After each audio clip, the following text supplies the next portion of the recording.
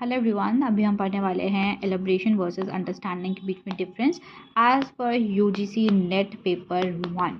ठीक है, कम्युनिकेशन के अंडर ये आता है। तो देखो एलिब्रेशन क्या होता है।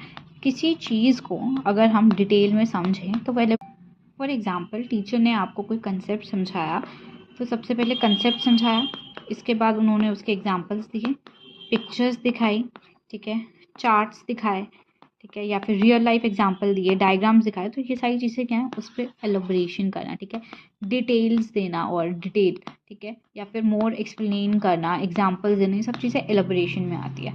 जबकि अगर मैं अंडरस्टैंडिंग की बात करूँ तो उसका मतलब है कि क्या बच्चे को क्या समझ आया।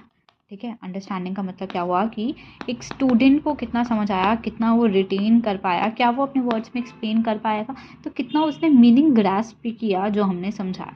एक बहुत ईजी सा एग्जांपल लेते हैं। सपोज़ करो आई एज अ टीचर मैंने पॉल्यूशन कंसेप्ट आपको समझा, ठीक है, पॉल्यूशन मैंने आपको टाइप्स बताए, ठीक है, पॉल्यूशन क्या होता है, व्हाट इज़ पॉल्यूशन बताया, पॉल्यूशन के इफ़ेक्ट्स बताए, पॉल्यूशन के रियल एग्जांपल दिए कि इंडिया खासकर दिल्ली कैपिटल में कितना पॉल्यूशन है एट्सेट्रा, इंडिया के बारे में बताया, ठीक है, और बार ग्राफ से दिखाया कितना पॉल्यूशन भरा है, और रियल डाटा दिखाया। तो इससे बच्चे को क्या समझ आया कि बच्चे ने एलोब्रेशन डिटेल में समझा, ठीक है। But at the same time क्या बच्चा इन सब चीज़ें जो मैंने लिखी थी, क्या उनसे क्या समझता है और क्या वो इन सब चीज़ों को एक्सप्लेन कर पाएगा अपने वर्ड्स में, ठीक है, क्वेश्चन आएंगे तो क्या वो सॉल्व कर पाएगा।